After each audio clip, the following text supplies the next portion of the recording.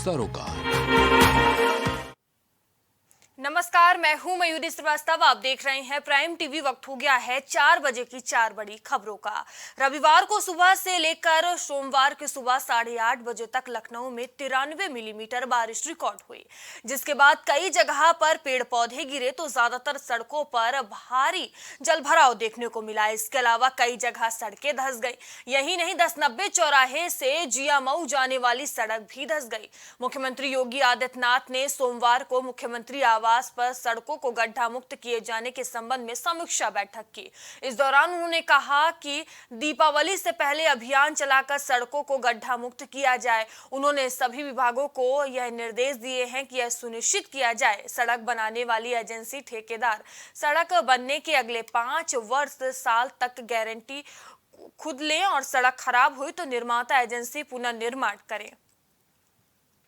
तो देखिए, लगातार झमाझम बारिश हो रही है और कई तरह की तस्वीरें सामने आई, जिसमें लोगों को तमाम तरह की दिक्कतों का सामना करना पड़ा। जहां एक तरफ जलभराव की बड़ी समस्या देखने को मिली तो कई खबरें सामने आई जहां सड़क धंसने के मामले सामने आए। वहीं इसको लेकर CM Yogi Adityanath action mode में नजर आ रहे हैं, जहां उन्होंने अधिकारियों को तमाम बड़े दिशा निर्देश दिए हैं। खस्ताहाल सड़कें को देखते हुए CM Yogi Adityanath action mode में नजर आ रहे हैं, जहां उन्होंने तमाम दिशा निर्देश दिए हैं। जहां उन्होंने कहा कि 5 साल तक ठेकेदार खुद गारंटी ले सड़कों की। तो लगातार झमाझम बारिश देखने को मिल रही है, जहां तमाम ऐसे मामले सामने आ रहे हैं जहां सड़क धंसने के मामले सामने आए हैं। और इस खबर पर अधिक जानकारी के साथ हमारे सहयोगी गौरव हमसे जुड़ चुके हैं। गौरव, देखिए, खस्ताहाल सड़कों को लेकर सीएम योगी आदित्यनाथ सख्त नजर आ रहे हैं। क्या कुछ दिशा निर्देश दिए गए हैं?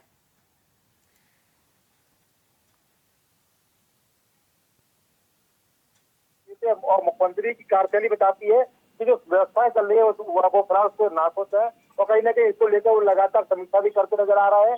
और स्पष्ट रूप से उन्होंने अभी कल भी समीक्षा की थी, कल भी उन्होंने तमाम तरह की निर्देश दिए थे। उन्होंने ये कहा था कि जो व्यवस्था है उसको कह देखते हुए बीमारी ना फैल पाए उसके लिए सैनिटाइजेशन करिए, सुबह में और शाम को फॉगिंग कराई जाए, निश्चित रूप से कराई जाए, लगातार कराई जाए।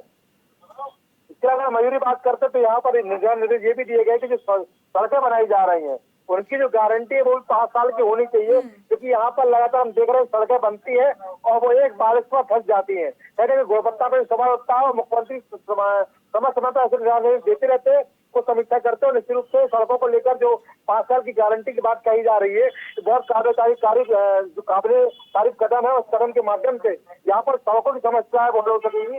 इसके पहले हमने देखा मुख्यमंत्री द्वारा तमाम तरह के सड़क मुक्ति अभियान चलाए गए, गड्ढा मुक्ति अभियान चलाए गए। उसमें भी देखा कई बार अभियान 1 महीने चलाया गया, 15 दिन चलाया गया, पर जो सड़कों की हालत थी वो जग की तस्वीर कहीं ना कहीं अधिकारियों की हिला बहाली यहाँ पर जनता के लिए मुश्किल साबित हो रही है। तो कहीं ना कहीं यहाँ पर बेहतर पहल होगी कि यहाँ पर सड़कों की जो सड़कें बनाई जाएंगी या जो सड़कों का निर्माण होगा, अगर सड़कों की यहाँ पर पैचिंग भी होती है तो उसको भी 5 साल की गारंटी के साथ यहाँ पर जो टेंडर लेने वाली फर्म है या ठेकेदार है उनको यहाँ पर दिखाना होगा।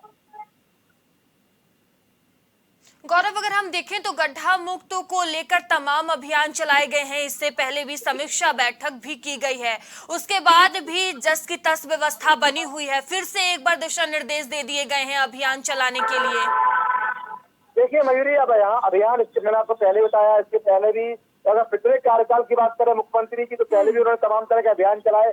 गड्ढा मुक्ति अभियान की बात करें 2 से 3 बार उन्होंने गड्ढा मुक्ति अभियान चलाया और उसके बावजूद जो सड़कों की हालत है वो सुधर नहीं रही है। कहीं ना कहीं सड़कों की गुणवत्ता भी यहाँ खराब है और सड़कों के पास धस रही है। आज का ही मामला आपको बता दूं तो राजधानी के प्रतिष्ठित 10 चौराहे के पास पर एक सड़क धस गई है और खासा बड़ा गड्ढा हो गया। गड्ढा केवल राजधानी कि 10 चौराहे नहीं, इससे पहले भी जब बारिश हुई थी तो वहां पर विकास नगर में भी एक बड़ा सा गड्ढा हो गया था और सड़क वहां धंस गई थी। सड़क धंसने के धीरे धीरे कारण यहाँ पर यह है कि वहाँ गुणवत्ता के जांच के बाद सड़क नहीं बनाई गई है और ठेकेदारी जो ठेकेदार है उसने वहां पर गुणवत्तापूर्ण काम नहीं किया है, इसलिए यहाँ पर सड़क धंस रही है। यहाँ पर सड़क धंस रही है उसका भी कारण है। उसके अलावा जो अभियान की अगर हम बात करें गड्ढा मुक्ति अभियान की तो मुख्यमंत्री समय समय पर चलवाए हैं पर निश्चित रूप से जो अधिकारी है उनकी हिलाबारी जो अभियान है इसकी जो कोशिश होती है उसको नाकाम कर देती है। यहाँ पर जो सड़कें हैं राजधानी अगर और जिलों की बात तो बाद में करेंगे, फिर राजधानी लखनऊ की बात कर ले, तमाम ऐसे वीआईपी एरिया है वहाँ पर सड़कों की हालत खराब है, गड्ढे है। और गड्ढा बनाने की बात कही जाती है, बनने की बात कही जाती है तो केवल टैक्स कर दिया जाता है और सड़कों को वहाँ पर लेवल करने की बात कही जाती है, तो केवल टैक्स से काम करा जाता है। निश्चित रूप से यहाँ पर अधिकारियों की समीक्षा बड़े स्तर पर सामने आती है, तो यहाँ पर बड़े कदम उठाने पड़ेंगे और लापरवाहों पर यहाँ पर गाज गिरानी पड़ेगी, तभी व्यवस्था सुधर पाएगी। अन्यथा ऐसे अभियान चलाने का कोई फायदा आगे वाले समय होता नजर नहीं आएगा। गौरव, देखिए सीएम द्वारा निर्देश दिया गया है कि दीपावली से पहले अभियान चलाकर सड़कों को गड्ढा मुक्त किया जाए, तो क्या कुछ रोड मैप तैयार किया जाएगा इसको लेकर?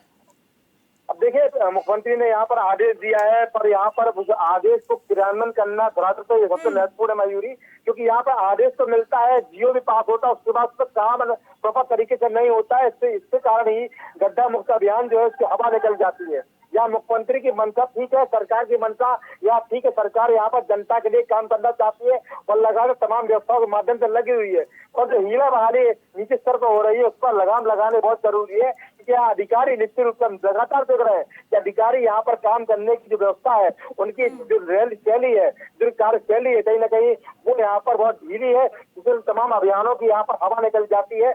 यहाँ पर केवल अभियान चला के नहीं, बल्कि यहाँ पर गड्ढा मुक्ति अभियान से काम नहीं चलने वाला है। यहाँ पर स्वच्छता को लेकर अभियान, लाइट को लेकर अभियान और तमाम तरह के अभियान, व्यवस्था को लेकर अभियान चलाने पड़ेंगे। केवल गड्ढा मुक्ति वाली बात यहाँ पर पर्याप्त नहीं है, बल्कि तमाम व्यवस्था पर हमें काम करना पड़ेगा। चाहे हम कूड़े की ढेर की बात करें, चाहे संख्या में को रोकने की बात करें, चाहे स्वास्थ्य व्यवस्था की बात करें, स्वास्थ्य व्यवस्था की बात करें, तो वहाँ भी बहुत सारी खामियां हैं, जिसको लेकर लगातार उठाया तो जाता है, पर काम ज्यादातर होता नहीं आता मयूरी। जी धन्यवाद गौरव, हमसे जुड़ने के लिए, तमाम जानकारियों के लिए।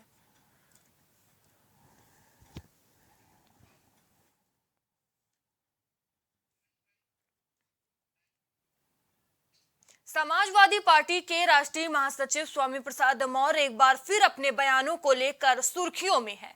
स्वामी प्रसाद मौर्य ने बोला कि इंडिया और भारत तो बहाना है, भारतीय जनता पार्टी और आरएसएस संविधान विरोधी आचरण कर रही हैं।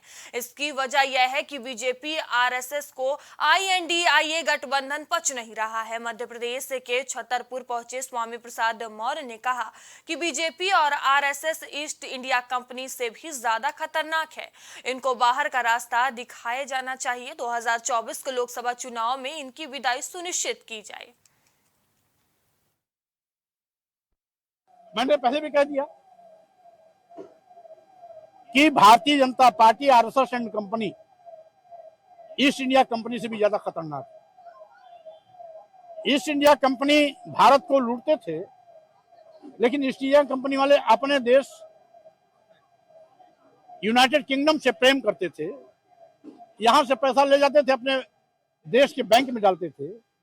लेकिन मोदी आरएसएस एंड कंपनी देश को लूटकर अदानी और अंबानी की तिजोरी भर रही है, देश की जनता को कंगाल बना रही है। तो ये तो देश के भी दुश्मन है और देश की जनता की आंख में धूल झोंकने की कोशिश कर रहे हैं।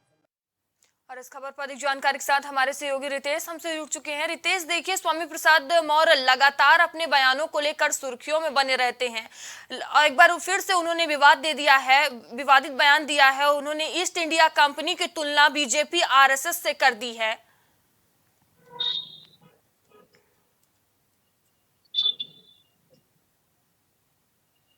रितेश, आपको आवाज आ रही है मेरी? जी मयूरी, मैं आपको बताऊं कि जिस तरीके से स्वामी प्रसाद मौर्य अपने विवादित बयानों को लेकर के हमेशा वो लोगों के घेरे में रहते, ये उनकी एक आदत पड़ चुकी है। अभी किसी तरीके से उन्होंने धर्म के मुद्दे को उठाया, हिंदुत्व के मुद्दे को उठाया। हिंदुत्व को साफ तौर पर उन्होंने कहा कि हिंदू कोई धर्म ही नहीं है, रामायण पर विवादित टिप्पणी दिया। तो इस तरीके से अनगिनत वो जो है विवादित बयान देते रहते हैं। और अभी तो ये इन्होंने साफ तौर पर यहाँ मध्य प्रदेश में जिस तरीके से एक कार्यक्रम चल रहा था छतरपुर में, वहां पर मीडिया को उन्होंने जवाब में ये तक कह दिया कि भारतीय जनता पार्टी और आरएसएस ये दोनों ईस्ट इंडिया कंपनी की तरह है, यानी दोनों की तुलना एक साथ कर दी।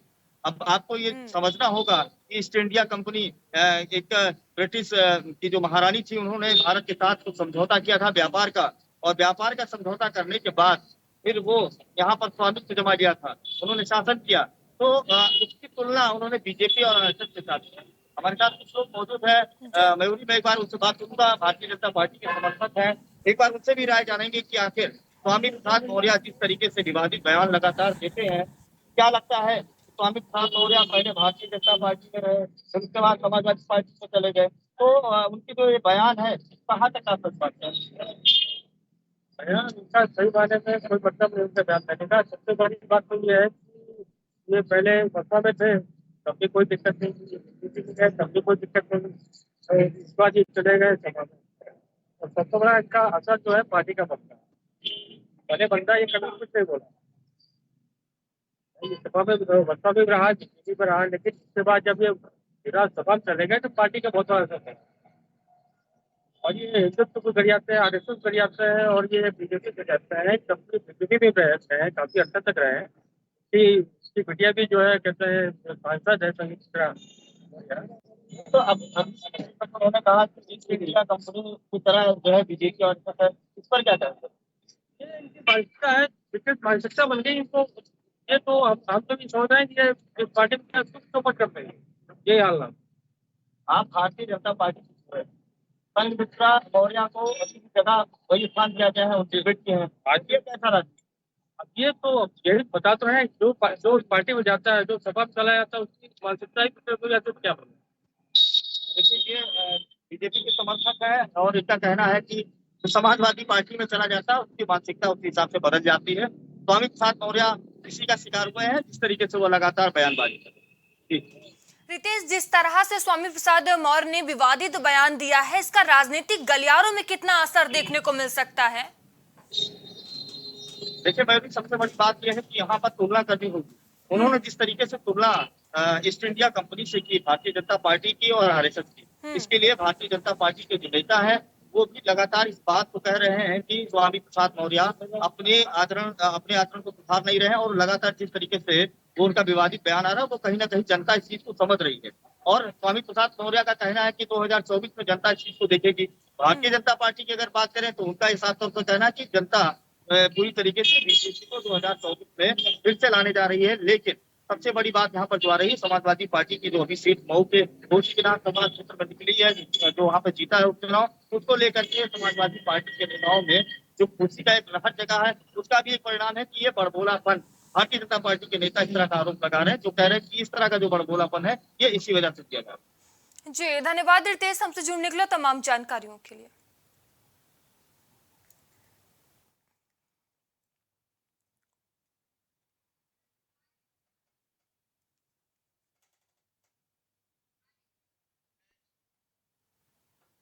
घोसी उपचुनाव में इंडिया गठबंधन की जीत के बाद एनडीए में मंथन का दौर शुरू हो गया है। बीजेपी का पिछड़ा वर्ग मोर्चा अब इस हार की समीक्षा करने में जुट गया है। बीजेपी कार्यालय में पिछड़ा वर्ग मोर्चा की बैठक बुलाई गई है, जिसमें सभी पदाधिकारी के साथ अध्यक्ष नरेंद्र कश्यप और डिप्टी सीएम केशव प्रसाद मौर्य मौजूद हैं। बीजेपी का पिछड़ा मोर्चा घोसी उपचुनाव में मिली हार की समीक्षा में जुट गया है, क्योंकि देखा जाए तो घोसी सीट पर सबसे ज्यादा आबादी पिछड़ों की थी, लेकिन उसके बावजूद भी पिछड़ों का समर्थन उस तरीके से नहीं मिल पाया जैसा कि मिलना चाहिए था। इसको लेकर अब पिछड़ा मोर्चा हर पैमाने पर इसकी समीक्षा कर रहा है। साथ ही 2024 में होने वाले लोकसभा चुनाव को लेकर नए सिरे से रणनीति भी तैयार की जा रही है। आज भारतीय जनता पार्टी ओबीसी मोर्चे की प्रदेश कमेटी की बैठक संपन्न हुई। ओबीसी मोर्चे ने फैसला लिया कि 17 सितंबर को उत्तर प्रदेश के सभी 75 जिलों में ओबीसी मोर्चा बाइक रैली निकालकर देश के यशस्वी प्रधानमंत्री नरेंद्र मोदी जी के जन्मदिन पर सेलिब्रेट करेगा। प्रधानमंत्री विश्वकर्मा श्रम योजना के अंतर्गत लाभार्थियों को लाभान्वित करेगा। 24 सितंबर को ओबीसी मोर्चा उत्तर प्रदेश की राजधानी लखनऊ में सोशल मीडिया की वर्कशॉप करके ओबीसी समाज को सोशल मीडिया के माध्यम से जोड़ने के लिए सफल अभियान की शुरुआत करेगा। नवंबर के महीने में ओबीसी मोर्चे के माध्यम से उत्तर प्रदेश के अंदर प्रयागराज में एक बड़ा महाकुंभ मोर्चे के द्वारा किया जाना है, जिसमें लाखों ओबीसी समाज को जुटाने का लक्ष्य मोर्चे ने रखा है।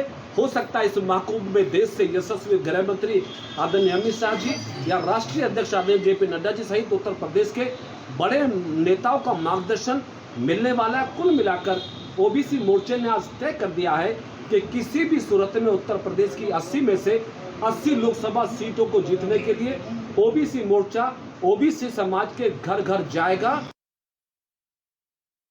लोकसभा चुनाव की बारी है और लगातार भारतीय जनता पार्टी में बैठकों का दौर जारी है। जहां लोकसभा चुनाव को देखते हुए लगातार भारतीय जनता पार्टी तैयारियों में जुटी हुई है, तो वहीं पिछड़ी जाति के वोटर्स पर अब मंथन किया जा रहा है। जहां घोसी उपचुनाव में मिली हार को लेकर अब समीक्षा कर रही है भारतीय जनता पार्टी। नए सिरे से नई रणनीति बनाई जा रही है। तो घोसी उपचुनाव में मिली हार की समीक्षा में भारतीय जनता पार्टी जुटी हुई है। लगातार लोकसभा चुनाव को देखते हुए अब एक्शन मोड में नजर आ रही है। लगातार तैयारियां की जा रही हैं, लगातार बैठकों का दौर देखने को मिल रहा है, तमाम मंथन किया जा रहा है। वहीं घोसी उपचुनाव की समीक्षा लगातार भारतीय जनता पार्टी कर रही है। पिछड़ी जाति के वोटर्स पर मंथन किया जा रहा है, नए सिरे से नई रणनीति बनाई जा रही है। घोसी उपचुनाव में मिली हार की समीक्षा में जुट गई है भारतीय जनता पार्टी, क्योंकि देखा जाए तो घोसी सीट पर सबसे ज्यादा आबादी पिछड़ों की थी, लेकिन उसके बावजूद भी पिछड़ों का समर्थन उस तरीके से नहीं मिल पाया जिस तरह से मिलना चाहिए था। तो वहीं अब नए सिरे से नई रणनीति बनाने के लिए पूरी तरीके से भारतीय जनता पार्टी तैयार है। और इस खबर पर अधिक जानकारी के साथ हमारे सहयोगी विवांशु हमसे जुड़ चुके हैं। विवांशु, देखिए, लोकसभा चुनाव को देखते हुए लगातार भारतीय जनता पार्टी में बैठकों का दौर जारी है। वहीं घोसी उपचुनाव में मिली हार की समीक्षा में भारतीय जनता पार्टी जुट चुकी है। क्या कुछ रणनीति बनाई जा रही है? जी बिल्कुल, वही अगर बात की जाए तो भारतीय जनता पार्टी के प्रदेश कार्यालय पर आज भारतीय जनता पार्टी के पिछड़े मोर्चे की अहम बैठक रखी गई थी, जिसमें ओबीसी मोर्चे के राष्ट्रीय महामंत्री संगम लाल गुप्त सम्मिलित हुए। साथ ही साथ उत्तर प्रदेश के ओबीसी मोर्चे के प्रदेश अध्यक्ष नरेंद्र कश्यप भी शामिल हुए। अगर बात की जाए तो इसमें एक रूपरेखा तैयार की गई है कि आगामी दिनों में कैसे जो ओबीसी मोर्चे को है उसको बेहतर ढंग से चलाया जाए। ओबीसी मोर्चे के जो तमाम नेता हैं उनको क्या जिम्मेदारियां दी जाए। आपको बता दें कि 2024 के चुनाव को लेकर जहां सभी दल अपनी तैयारियों में जुटे हुए हैं, वहीं हाल ही में घोसी उपचुनाव संपन्न हुआ है, जहां कहीं न कहीं समाजवादी पार्टी को जीत हुई है, जिसके बाद भारतीय जनता पार्टी के बाद इस डैमेज कंट्रोल को सही करने के लिए अपने पिछड़े मोर्चे को कहीं न कहीं मजबूत कर रही है। आने वाले 17 सितंबर को देश के प्रधानमंत्री का जन्मदिन है और इस जन्मदिन के अवसर पर भारतीय जनता पार्टी का पिछड़ा मोर्चा प्रदेश के 75 जिलों में बाइक रैली निकालकर और केंद्र सरकार और प्रदेश सरकार की जो तमाम विकास कार्य है उसको कहीं ना कहीं बाइक यात्रा के माध्यम से बताने का कार्य करेगा।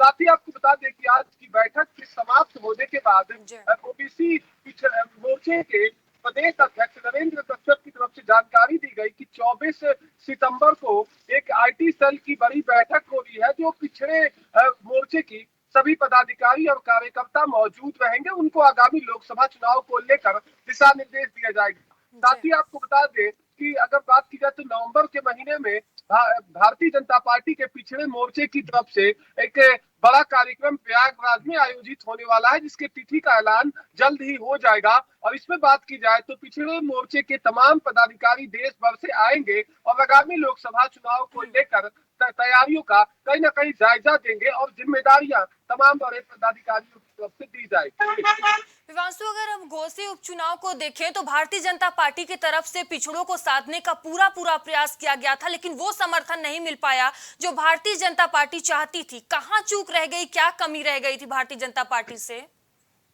जी बिल्कुल, अगर बात की जाए तो घोसी उपचुनाव में साफ तौर से अगर देखें तो घोसी के अंदर में एक बाहरी प्रत्याशी के तौर पर दारा सिंह चौहान को गिना गया।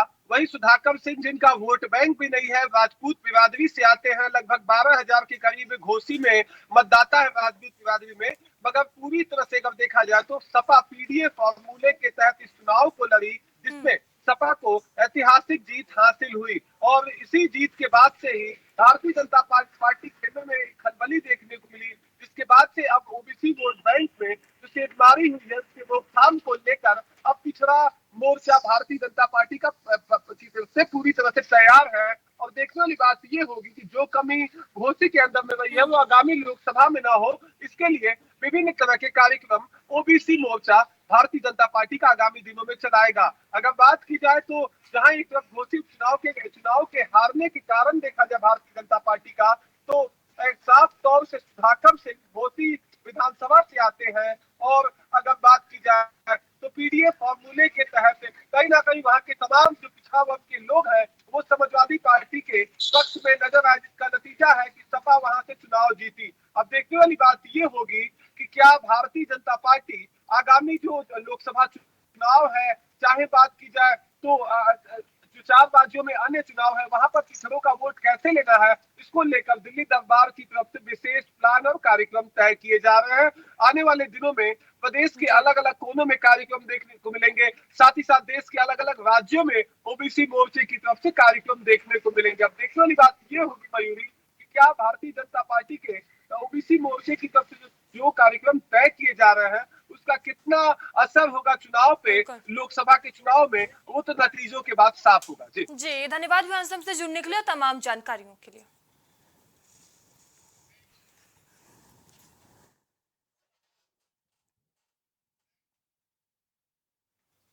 पश्चिम यूपी में अपनी पैठ को और मजबूत करने के लिए RLD chief Jayant Chaudhary greater Noida में बड़ी कर रहे हैं। इस बैठक में उन्होंने पश्चिम क्षेत्र के पदाधिकारियों संग जयंत बड़ी बैठक कर रहे हैं। बात करेंगे 2014 के बाद 2019 के लोकसभा चुनाव के लिए रालोद ने अपनी रणनीति बदली, जाट मुस्लिम समीकरण बनाने पर भी जोर दिया। रालोद ने कांग्रेस के बजाय बसपा और सपा के साथ हाथ मिलाकर चुनावी मैदान में उतरने का फैसला किया।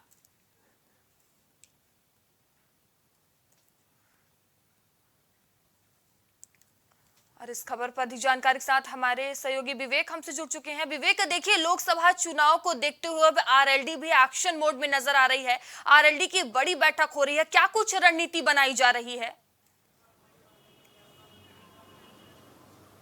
देखिए मयूरी, अगर बात की जाए तो आज राष्ट्रीय लोकदल की 30वां स्थापना दिवस है। 30 दशक से ये पार्टी किसानों और जाटों की आवाज बनकर उत्तर प्रदेश में, खासकर कि पश्चिमी उत्तर प्रदेश में लगातार इनकी आवाज बन रही है। बात की जाए तो ग्रेटर नोएडा में आज राष्ट्रीय लोकदल के राष्ट्रीय अध्यक्ष जयंत चौधरी ने एक बड़ी बैठक बुलाई है और इस बड़ी बैठक के काफी सारे मायने निकाले जा रहे हैं। लोकसभा चुनाव के मद्देनजर रखते हुए जिस तरीके से पश्चिम की 21 सीटों पर समीकरण साधने की तैयारी राष्ट्रीय लोकदल कर रहा है, उसके हिसाब से ये एक बड़ी बैठक है। उसके बाद इस बैठक के बाद 16 तारीख को मेरठ में एक भाईचारा सम्मेलन भी कराया जाएगा और इस बार भी जाट मुस्लिम वोट पे खासा तवज्जो राष्ट्रीय लोकदल दे रहा है। आगामी लोकसभा चुनाव में बात की जाए तो विपक्षी गठबंधन INDIA पूरी तरीके से केंद्र में काबिज सत्ताधारी पार्टी एनडीए के खिलाफ एक प्लान से जो है मोर्चा खोल रखा है। और बात की जाए तो रालोद भी सपा गठबंधन के साथ विपक्षी गठबंधन INDIA के बैनर के तले है। उत्तर प्रदेश से कुल 80 लोकसभा सीटें हैं। पश्चिम में बात की जाए तो 2 दर्जन से अधिक लोकसभा सीटें आती हैं, जिसमें से 21 सीटें ऐसी हैं जिस पर रालोद की निगाहें लगी हुई है कि इस सीटों पे वो कहीं ना कहीं जाट और मुस्लिम के अलावा दलित समुदाय को भी अपने साथ लेकर आगे की राजनीति कर सकती है। उम्मीद है कि रालोद इस राजनीति में अपने रणनीतियों को सही तरीके से बैठा पाएगी और पार्टी पदाधिकारियों के जितने भी समस्याएं हैं इसमें सुलझाने का प्रयास जो है वो राष्ट्रीय लोकदल के माध्यम से, उनके राष्ट्रीय अध्यक्ष के माध्यम से, राष्ट्रीय महासचिव त्रिलोक त्यागी के माध्यम से दूर की जाएगी। साथ ही साथ त्रिलोक त्यागी ने साफ तौर पर कुछ दिन पहले इस बैठक को लेकर अपने एक आधिकारिक बयान में बताया था कि जो भी खामियां, जो भी विसंगतियां 2014-15 में रह गई थी उसको दूर किया जाएगा। अगर किसी भी पदाधिकारी को विशेष आपत्ति होगी तो उसे पूरा मौका मिलेगा और समस्या का समाधान होगा। तो निश्चित तौर पे ये बैठक इसलिए बुलाई गई है कि अंदर खाने जितने भी लोग हैं वो एक सुर में बात करें। राष्ट्रीय लोकदल के जितने लोग हैं, जितने पार्टी के पदाधिकारी है, कार्यकर्ता है, वो एक सुर में बात करें, अपनी समस्याओं को रखें, उनकी समस्याओं का समाधान हो और जब ग्राउंड पे टीम जाए तो टीम एकजुट दिखे।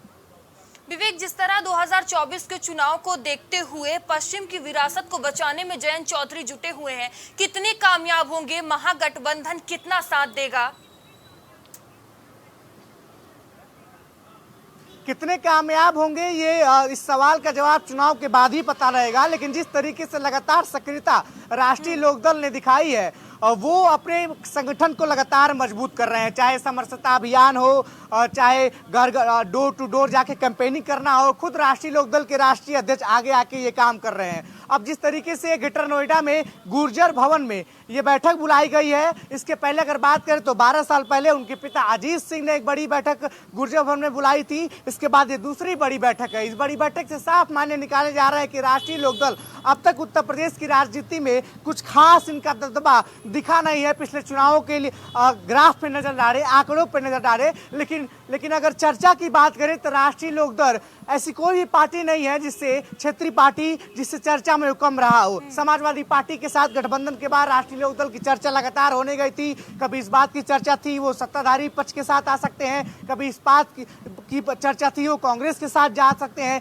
कभी इस बात की चर्चा हो रही है कि पश्चिम में वो बसपा के साथ जा सकते हैं। ऐसे में किन किन मुद्दों पे क्या क्या निर्णय लेना है वो आज पार्टी का संगठन डिसाइड करेगा, जिसको जयंत चौधरी लीड कर रहे हैं। तमाम ऐसे पदाधिकारी और कार्यकर्ता रालोद के हैं जो अलग अलग सुझाव लेकर गुर्जर भवन में उपस्थित है मीटिंग के दौरान, और अपने अपने बात की जाए तो बुद्धि विवेक और तर्क से अपने अपने सुझाव भी दे रहे हैं ताकि पार्टी का फिर से उत्थान हो सके। अगर देखा जाए तो समाजवादी पार्टी के साथ राष्ट्रीय लोकदल का गठबंधन है। खतौली में उपचुनाव भी जीता। इस प्रकार से बात की जाए तो राज्यसभा में भेजा गया समाजवादी पार्टी के द्वारा राष्ट्रीय लोकदल के राष्ट्रीय अध्यक्ष को। इसके बाद अगर देखा जाए तो जो पश्चिम की सीटें हैं 21 सीटें हैं उस पर जोर आजमाइश की तैयारी राष्ट्रीय लोकदल कर रहा है। जाट बाहुल्य जो सीटें हैं, जो मुस्लिम जाट बाहुल्य सीटें हैं, जो दलित समुदाय के काफी वोटर जहां से आते हैं, इन पर अपनी पैठ बनाने की कोशिश कर रहा है। और जिस तरीके से ये लगातार रणनीति बनाई जा रही है राष्ट्रीय लोकदल के द्वारा, तो ये उम्मीद लगाई जाती है कहीं ना कहीं बसपा का भी अंदरूनी साथ पश्चिम के क्षेत्र में रालोद करेगी। जी धन्यवाद विवेक, हमसे जुड़ने के लिए, तमाम जानकारियों के लिए।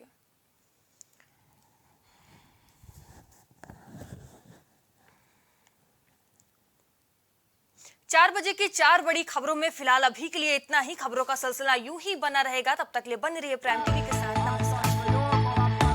कुछ भाव पुष्प। आप देख रहे हैं प्राइम टीवी, सच साहस सरोकार। डांस भी हो